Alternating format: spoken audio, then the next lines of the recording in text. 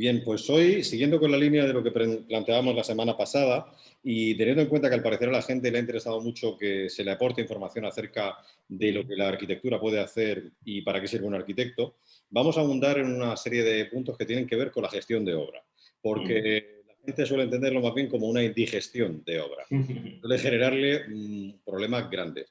Esto Sí. suele proceder habitualmente del hecho de que hay una serie de clichés que vamos a intentar desmentir hoy para darle a la gente tranquilidad. Y vamos a dar una serie de factores en los que deben fijarse a la hora de decidir pues contratar un arquitecto o optar por un ingeniero o directamente hacer un tipo de intervención u otra. Yo creo que si tuviésemos que ponerle un título al programa de hoy, se llamaría o la casa por el tejado, que es lo que suele hacer la gente por esta falta de información, o que no te engañen. ¿Vale? Entonces, vamos a ir desglosando todo esto paso por paso, porque los arquitectos tenemos muy claro cómo se gestiona una obra, cómo se lleva a cabo, pero habitualmente el común de los mortales ni tiene por qué, ni le va bien, porque como comentábamos la semana pasada, lo que sucede es que tú ves vaciarse la cuenta corriente y llenarse la casa de escombros. Y esto es desolador, es una cosa terrorífica. Pues bien, aparte de la función de mantener la esperanza y todas las funciones que veíamos anteriormente del arquitecto y por qué debe haber un arquitecto, hoy vamos a poner sobre la mesa unos cuantos datos más para que la gente vaya teniendo información. Antes de nada, ¿por dónde empieza el trabajo del arquitecto, Enrique? No sé si vamos a empezar por aquí, pero bueno, ya te pregunto. El trabajo del arquitecto empieza por escuchar. Empieza por escuchar al cliente, porque es la forma de evaluar. Escuchar al cliente y escuchar incluso o interpretar el soporte al edificio. O sea, el lugar en el que se va a actuar, porque puede que el cliente te esté diciendo, y ahora hablaremos de los planes de viabilidad, puede que el cliente te esté diciendo, tengo este local, tengo esta vivienda, tengo esta parcela y quiero esto, y lo que te está diciendo la parcela, el solar o el local, o la vivienda, es otra cosa. Entonces tú tienes que interpretar lo que te está diciendo el cliente y lo que te está contando tácitamente el soporte. El trabajo del arquitecto empieza por escuchar. Esto parece contradictorio viniendo de un arquitecto que habla tantísimo como hablo yo, pero es cierto, hay que escuchar al principio, sobre todo, y luego hay que proponer muchas opciones, alternativas, y hay que discutir con el cliente. Yo siempre le digo a los clientes, a las personas de mi círculo cercano, que si contratan a un arquitecto y no discuten con él, no discutir en el sentido beligerante, no Es malo. en el sentido de hablarlo todo, Sí, sí, sí. discutes con él, busca otro arquitecto. O te está Sí, dando muy pocas opciones o sí, está encaminando el proyecto de una manera muy consuetudinaria, como sí. muy poco resolutiva. Está atendiendo a una demanda de manera muy pasiva. Y eso Eso seguramente es. abunde en perjuicio del proyecto. Tú tienes un Mm. profesional para que te dé opciones. Eso es, Algo que con no eso. hay que hacer cada cosa que pidamos. Oye, yo quiero poner aquí una fuente o quiero poner aquí no sé qué, ¿no? O sea, si no encuentras un arquitecto que te dice, no, eso que vas a poner ahí, no, no sé. No es directamente un no rotundo, pero sí te dice, ten en cuenta que debajo de esa fuente hay tal cosa y que puedes tener este problema. Mm, Y a lo mejor te mm, dicen, ah, pues sí, no había pensado en eso. Pero ten en mm, cuenta que este diseño de fuente es más acorde con la casa que estamos mm, planteando. O podemos mm, utilizar la fuente y vincularla con el retorno de la piscina, si lo que quieres es el rumor del agua, o si lo que quieres es introducir una lámina para refrescar el ambiente en esta orientación de la parcela, quizá lo que hay que optar es por un estanque natural con plantas autofiltrantes. A lo mejor lo que hay que hacer es proponer alternativas. Sobre todo mm, eso. El no rotundo siempre cierra una conversación, pero como mm. en el mundo de la arquitectura hay tantísimas opciones para casi todo hay muchísimas opciones y siempre se tiene la opción de dar una solución a aquello que el cliente propone o el cliente desea. Entonces, siempre hay una opción que se le puede plantear y no hay por qué dar nunca un no rotundo, salvo que sea algo que comprometa la seguridad del proyecto de manera grave. Es decir, si tú dices, no, es que quiero una casa con un solo pilar y que tenga 400 metros cuadrados, dices, señor, le va a salir un pilar enorme porque va a ser grandísimo. Pero bueno, todo tiene solución si hay medios. De hecho, vamos a empezar hablando de esos medios, ¿no? Hay en gestión de proyectos hay un triangulito que es el de alcance, coste y tiempo, que nosotros hemos mencionado muchísimo, y que es el que se debe respetar desde el principio. Cuando la gente empieza a trabajar en un proyecto o empieza a pensar en un proyecto, suele agobiarse porque piensa, tengo una cantidad, no sé si me va a alcanzar, no sé si cuando empiece la obra se me van a generar incertidumbres, porque la gente entiende que la obra es un proceso completamente abierto a nivel constructivo y económico. Y es un proceso abierto a nivel vital y proyectual. Es decir, si tú como promotor, que decíamos que hay una jerarquía clara que establece la Ley de Ordenación de Edificación, que es el promotor, la dirección facultativa y el constructor, si tú como promotor, junto con la dirección facultativa, con el arquitecto, trabas una serie de estrategias y quieres modificarlas, siempre estarán del lado de. Pero lo que no puede suceder es que a nivel constructivo se produzcan una serie de imprevistos que hagan que creas que la obra no tiene fin o puede no tener. Claro. Eso genera incertidumbre desde partida, eso no puede suceder. Pues bien, lo que se hace con este triangulito de alcance, coste y tiempo es que en el proyecto se acotan cuál es el techo económico de la intervención, qué es lo que quieres conseguir con eso y cuánto tiempo tenemos para obtenerlo. Este triángulo se puede deformar de distintas maneras. Es decir, si yo te doy mucho tiempo para alcanzar un alcance por el mismo coste, puede hacerse. Lo que no puedo es acortar todo, o sea, acortar los costes y el tiempo y tener un alcance muy grande. Eso no se puede hacer. O puedo decir, mira, es que quiero hacerme una vivienda en 2 meses. Pues bien, habrá que meter una cuadrilla de 60 personas en 3 turnos todos los días. En ese caso, hacemos como hacen en China, rascacielos en una semana, sin problema. Esa es la clave, la serialización, la sistematización y la construcción rápida, pero porque está todo muy calculado y hay una masa ingente de operarios. En este caso, como nosotros no solemos trabajar con esa dinámica, por así decirlo, de recursos humanos, lo que tenemos es que aquilatar. Una cosa muy importante a la hora de empezar una obra, ¿cuál es? ¿A ti qué te preocuparía más a la hora de empezar una obra? Pues yo depende, por ejemplo, si es, por ejemplo, en el campo y voy a adquirir primero un solar, una propiedad, me interesa ver en qué condiciones, por ejemplo, está este solar, no solo en las condiciones propias geológicas, sino también económicas y demás, y pues eso, a ver, ¿qué solar? Y respecto a la casa, ¿qué me puede preocupar? Pues no lo sé, quizás el tema efectivamente monetario, ¿no? Vamos a ver dónde se nos va esto. Vale, has dicho 2 cosas que son importantísimas. Una es la evaluación inicial, es decir, cuáles son los condicionales técnicos y legales de esta parcela, es decir, de este lugar, incluso de una vivienda. La finca, en términos generales a la que nos refiramos, tiene unos condicionantes técnicos y unos condicionantes legales. Es decir, esto se sostiene o no se sostiene, esto se me va a caer encima cuando lo compre. Esa es la primera pregunta. Claro. La segunda pregunta es, ¿a quién pertenece? ¿Tiene cargas? ¿Tiene algún tipo de truco? Pues eso es algo que el arquitecto resuelve. Pero en el segundo punto ha sido más al origen, que es el bolsillo. El bolsillo es lo que le preocupa muchísimo a la gente. Y esto tiene que ver con lo primero que hace el arquitecto, es decir, cuál es el techo económico en el que estamos, porque yo os voy a hacer una casa conforme a vuestras demandas, planificando a máximos. Es decir, yo voy a contar con que aquí no hay una variable. Yo voy a intentar hacer el proyecto que más feliz os haga. Y luego entramos en una regulación económica para ver qué factores son prioritarios, porque quizá puede ejecutarse por fases, no tengas que renunciar a nada, pero en el tiempo, que es esa tercera variable del control, es donde nos vamos a encontrar con la posibilidad de manejarla para que, mira, pues en la primera fase que disponemos ahora de un capital podemos ejecutar esto, la fase de acabados y terminaciones, aquello, y eso se nos va a ir otros meses, nosotros recapitalizamos y continuamos con esa fase, y luego hay una tercera fase que es de mobiliario de jardinería, toldos, elementos adicionales, instalaciones superficiales, todo eso que se puede ejecutar en una tercera fase. Entonces, si se hace bien estudiado, no tiene por qué haber sustos de ningún tipo. ¿Por qué decía todo esto? Porque, claro, dices, ¿por dónde empiezo? ¿A quién acudo? No te queda más remedio que acudir, si quieres hacerlo con tranquilidad, acudir a un arquitecto. Y esto no es proselitismo gratuito. Arquitecto, la palabra arquitecto, no sé si lo he contado alguna vez, no sé si sabéis de dónde viene, viene del griego. Y está compuesto por 2 términos, arge, que significa el primero, y tectón. Tectón, de los que construye. Significa el primero de entre los que construye.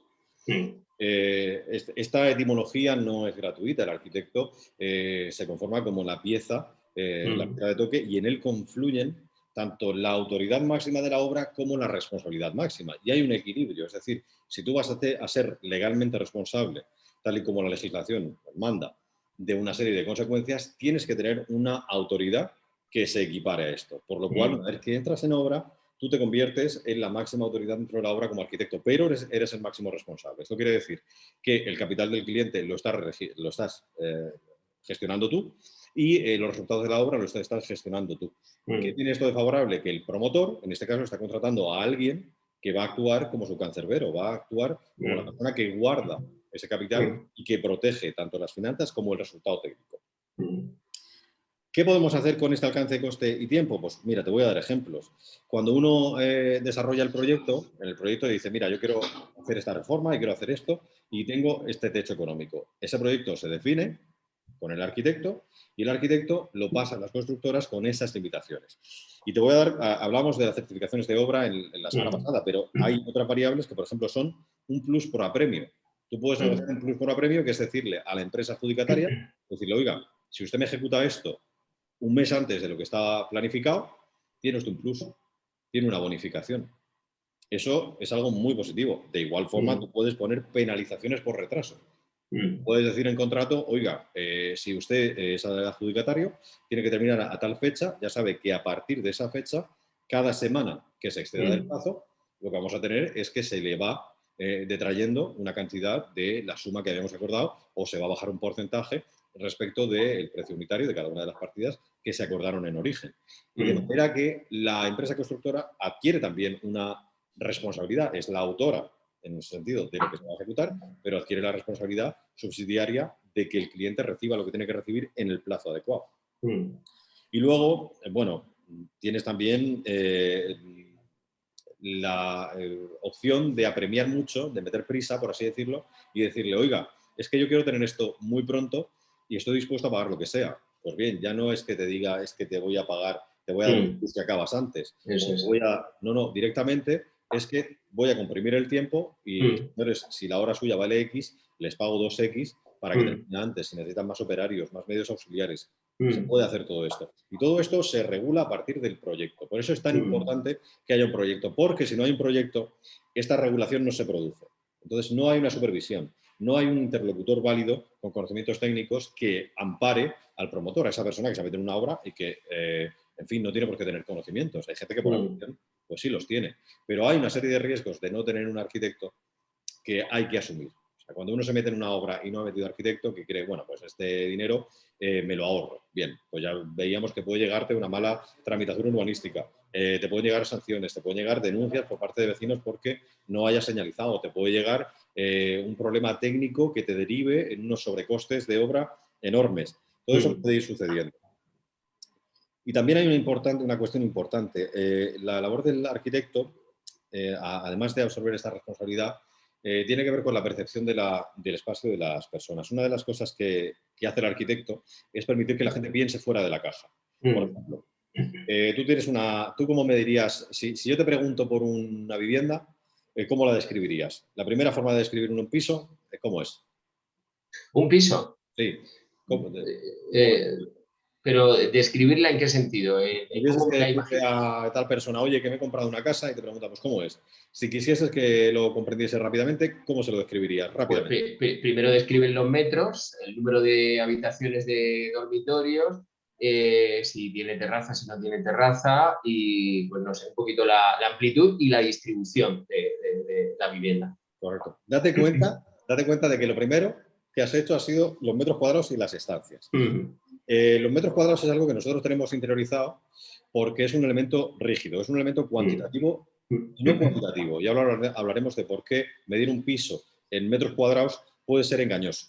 Y luego el número de dormitorios, que es algo del número de estancias. Esta casa tiene 4 dormitorios. Bien, esta forma de medir es una forma de medir que se establece a mediados del siglo XX y que está más que obsoleta, está anticuadísima. Porque es muy raro que una persona no tenga ya en su dormitorio, si es que duerme en una habitación, que tenga un ordenador y tenga su propia sala de estar y tenga su propia sala de videojuegos, si es que no tiene una biblioteca, si es que no tiene un cuarto de juegos o no tiene ya una hornilla con una cocina. Es muy raro que no suceda ya esto porque ha evolucionado la tecnología, han evolucionado los modos de habitar y, por tanto, una habitación de 8 metros en la que cabe una camita de 80 ya es más un escobero que una habitación. Entonces, ¿qué es lo que hace muchísima gente? Que siempre absorbe esa habitación, se la da al salón, se la da al otro cuarto para ampliar. Bien, no podemos, por tanto, medir las casas por dormitorios.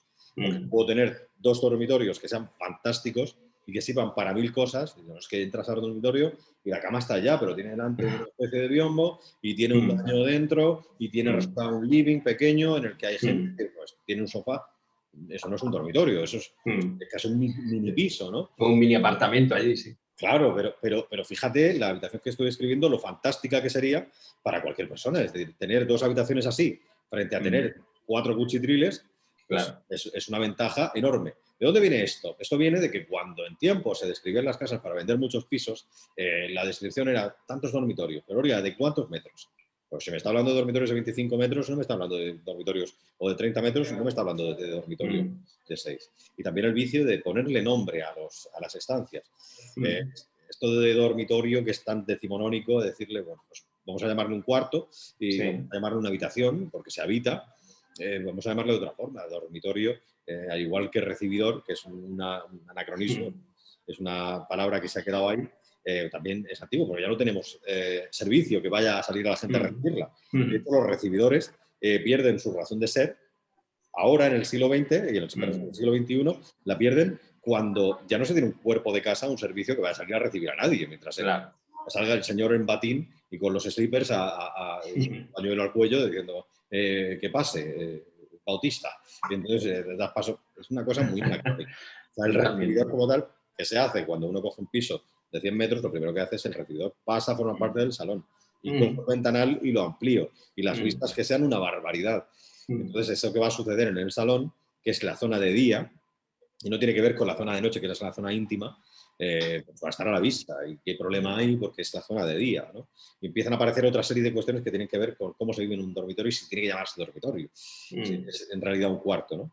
Todo esto que estoy contando se enhebra con una serie de estrategias que el arquitecto tiene que volcar en la mente del cliente para borrar todos esos clichés, para eliminar esas cocinas cerradas que decían, no, oiga, es que yo voy a hacer una sardinada y cuando yo haga una sardinada, dice, perdóname, usted no va a hacer una sardinada jamás. Pues está haciendo una casa en una parcela y si hay que hacer sardinada, lo haga usted en la calle. La va a hacer fuera, claro.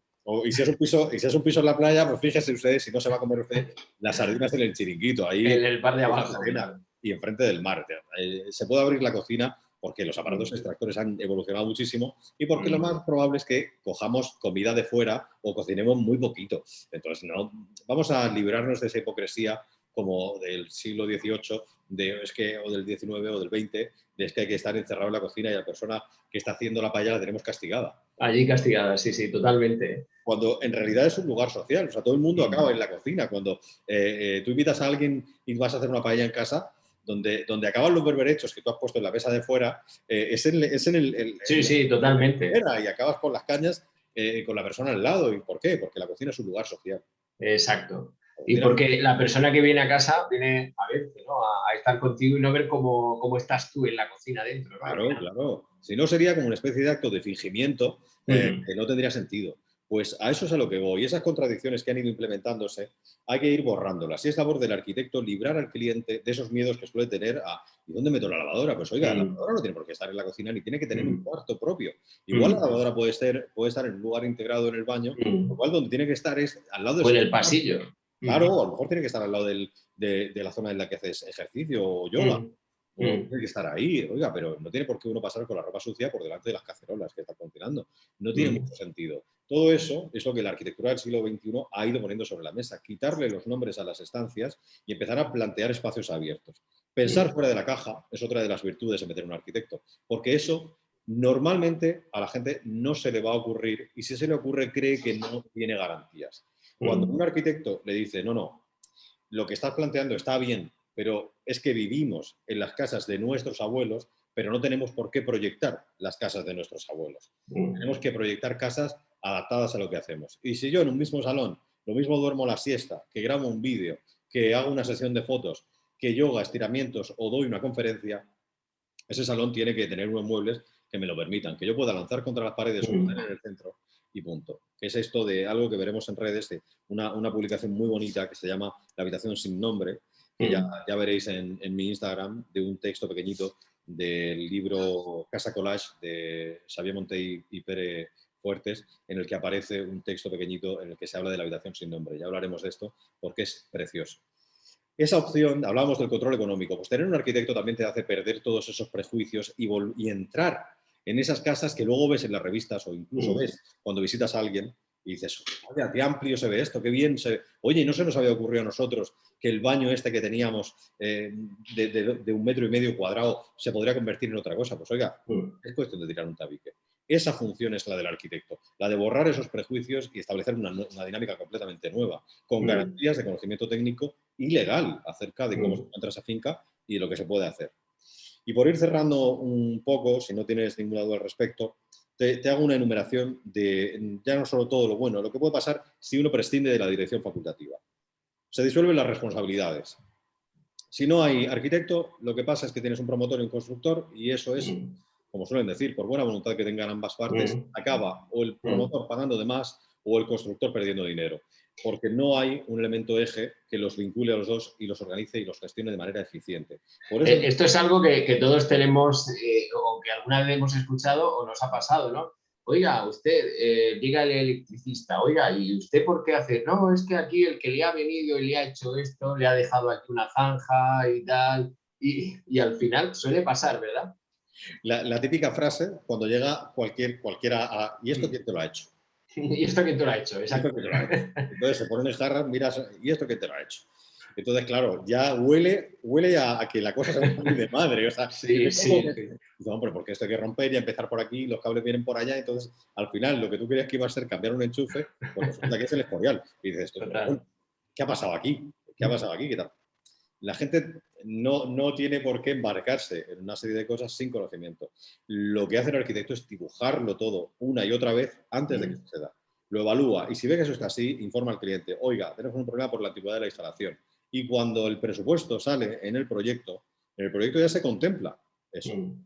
Si se profundiza en obra y se encuentran más cosas, la constructora, el oficio de turno, no puede seguir avanzando sin más. La constructora le da a la dirección facultativa notificación y la dirección facultativa dice, vale, todo el mundo quieto. Y le dice al cliente, al promotor, oiga, ha aparecido esto, cuesta tanto, ¿se aprueba, no se aprueba? ¿Cómo operamos? Entonces, hay un interlocutor que hace de gestor y que no se precipiten las cosas.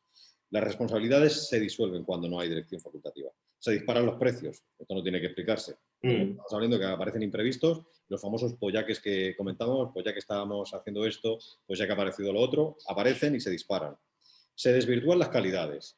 Esto es muy importante porque que nos den gato por liebre no es tan difícil cuando no se tienen conocimientos técnicos o no se ha definido en obra algo. Yo puedo definir contigo en obra una serie de calidades y que me ofrezcan por falta de disponibilidad del mercado, porque ha aparecido una nueva variable del material, porque ha sucedido algo y ese ya no nos sirve ni se ha quedado obsoleto. Pueden ofrecerme una alternativa, pero lo que hace el arquitecto es dice, vale, ofréceme esa alternativa, yo le evalúo si me ofrece las mismas garantías con el mismo coste o en un incremento de coste con una diferencia de coste asumible, pasamos al promotor y el promotor que apruebe, antes de que yo llegue y ya me encuentre el suelo puesto y sea de otra forma. Exacto. Ahí parece que no hay vuelta atrás. Sin embargo, cuando se trabaja por certificación y a ti te ponen un suelo que no es el tuyo, el arquitecto no certifica esa partida y el constructor se arriesga a no cobrarla. Entonces, ya no hay esa prisa por ejecutar. Claro. Se complica el trato. Se complica el trato porque las tiranteces se incrementan, porque cuando suceden episodios como estos, claro, lo primero que te dicen es, pero es que esto ya está hecho. Eso ya está ejecutado. Eso ya habrá que pagarlo. Pues no diga no hay que pagarlo. Si yo no se lo he ordenado y no se atiene ni a proyecto, ni a calidades, ni al alcance, ni al tiempo, no tengo que pagarle nada porque usted ha hecho una cosa que no era lo que se había acordado. Entonces, en ese sentido, no hay por qué complicar el trato porque eso lleva a una tensión que no tenemos por qué absorber. Es el arquitecto el que gestiona con su papel de intermediario. Escaso control documental. Es muy importante cuando se gestiona la obra que haya planos, que haya memorias, que haya croquis, que haya mediciones, de todo. Cuando se hace un proyecto, todo eso no solamente va avisado, sino que lleva una licencia. Y la tramitación urbanística es tan relevante como la definición técnica a través del proyecto. Ese control documental, cuando nos saltamos a la dirección facultativa, desaparece. Desaparece totalmente. Entonces, ¿quién sabe quién dijo qué cuándo? Y no sabemos cuánto se dijo que costaba el qué. Y eso es un desastre. Eso es terrorífico porque en ningún momento puede sacar un papel y decir, no, usted dijo que se iba a poner de esta forma y que el metro cuadrado valía tanto. Y entonces sacas tu planito y ahí hay una cierta capacidad de argumentar.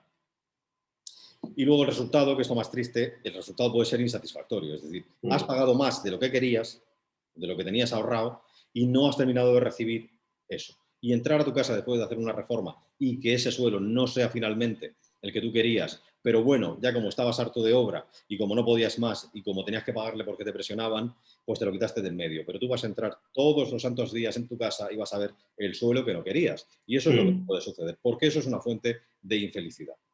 Eso es una fuente de infelicidad, es una fuente bueno, de sentimiento de fracaso al final. Totalmente. Que me he ahorrado un dinero en el arquitecto, pero al final me he gastado el triple de lo que me hubiese gastado en el arquitecto en lo que ha aparecido en obra por la falta de control. Me he gastado el triple, me he gastado muchísimo más. Y claro, y para colmo, cada vez que entro a casa, pues me deprimo. Claro. Y eso es un peso que queda ahí, ¿eh? Que queda ahí en la cabeza. Claro, claro.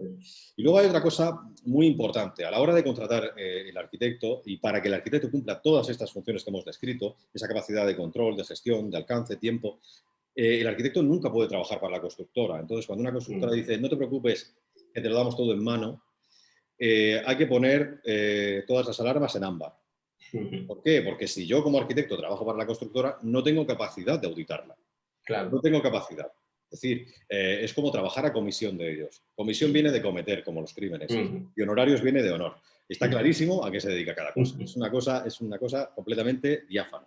Pues bien, una constructora que tenga técnicos puede tener técnicos para la gestión interna, pero no es el técnico del promotor, no hay que confundirse.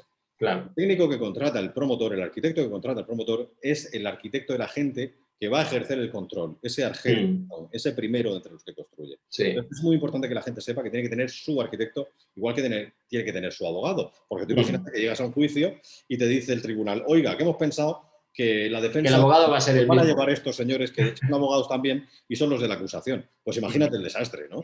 Imagínate lo que puede pasar. También son abogados, sí. Están en el juzgado, sí. Saben hablar con el señor juez y argumentar, sí. Pero no van a actuar en tu defensa, aunque aparentemente estén en el mismo bando. Pues no. Pues el arquitecto tiene que ser el tuyo. Por eso es tan importante que los honorarios del arquitecto justifiquen cualquier ausencia de comisión. De hecho, una recomendación que podríamos darle a los oyentes es, cuando trabajen con quien sea, que le pregunten claramente, que le pregunten con toda la claridad del mundo. ¿Trabajas a comisión de alguna constructora? Que le pregunten, porque lo que tenemos que hacer es desmitificar este asunto de las comisiones que fluye por debajo, porque es lo que sirve a algunos arquitectos para meterse bajo precio, cobras de menos, pero luego le cobras a arquitectos, interioristas, muchísimos, no los voy a llamar profesionales, porque no son profesionales si se están haciendo eso, a muchísimos que están en el ramo, cobran muy poquito, entran en obra bajo precio y luego cobran comisiones a todos los oficios y a todos los intermediarios. Cobran del cliente, al cliente le está suponiendo un incremento de un 10%, un poco más, que es una cantidad bastante grande respecto a la ejecución material. Le está costando muchísimo más que un buen arquitecto que trabaje para él y esos señores se están llevando por otra vía una cantidad de dinero que no les corresponde, no son honorarios. O sea, se contrata al arquitecto con unos honorarios y él controla a los oficios que entren y a las constructoras. De manera que si no hay ningún tipo de comisión, tiene la autoridad, igual que tiene la responsabilidad de gestionarlo todo. Entonces, un consejo que le daríamos a la gente no es sencillamente cuenta con un arquitecto. Al menos pregúntale cómo se encuentra la parcela, cómo está urbanísticamente, qué tramitaciones hay que hacer a nivel legal, si hay que hacer un geotécnico para ver cómo está el suelo o hay que hacer una serie de catas para ver cómo está la estructura. Todo eso te lo va a informar un arquitecto y lo más probable es que ni siquiera te cobre. O sea, en la primera pregunta que le hagas, los 20 minutos o media hora que te diga tienes que hacer esto, esto y esto, no te lo va a cobrar. Entonces, y a ti seguramente te dé una información que es muy valiosa. Y es muy importante tenerlo en cuenta para que no perdamos el foco, sobre todo para que la gente empiece a entender las obras como algo que cuenta con un agente garantista a la hora de ofrecer una supervisión como es el arquitecto. O sea, el arquitecto tiene esa capacidad, pero hay que entender muy bien que hay que contratar a tu propio arquitecto. Y cuando tienes tu arquitecto, estás seguro porque él te va a representar y a defender en todo el proceso de la obra. Yo creo que le hemos dado un repaso a todo esto. Yo creo que ha quedado clarito. No sé si tienes alguna pregunta, alguna duda. No, me parece que lo has explicado todo de maravilla y la verdad es que a mí no me queda ningún tipo de duda. O sea, yo ya sé que tengo que contratar un arquitecto por todo, desde el inicio. el análisis del suelo, el análisis de las cargas que pueda tener y efectivamente, bueno, pues desde la ejecución, desde la primera ejecución hasta la última. O sea que, perfecto. Es recomendable. Yo creo que se ha quedado claro, a pesar de ser un poquito alarmista o poder ser un poco controvertido en algunas de las afirmaciones, porque habrá gente que diga, no, hombre, es que lo que he explicado está en conocimiento de todo el mundo sabe cómo funciona, todo el mundo lo hace o no lo hace. Si se dan por aludidos es porque han ejercido en ese sentido, pero ya os digo que un ejercicio de la arquitectura desde el punto de vista de abstracto, de la luz, del espacio, es posible, de la materia es posible, porque lo estamos haciendo y está teniendo buenos resultados, y un ejercicio sin comisiones, lo estamos haciendo y no está teniendo más que repercusiones positivas, porque una vez que le explicas al cliente que las comisiones no existen en tu ejercicio, que para eso le paga, para eso te paga a ti. Claro. No tengo comisiones, yo cobro por mi trabajo. Cero comisiones, ¿no? La comisión, como los crímenes, se cometen los honorarios como el honor. Así que... Bueno, pues que muchísimas gracias, Enrique, por acompañarnos en este nuevo espacio también de arquitectura.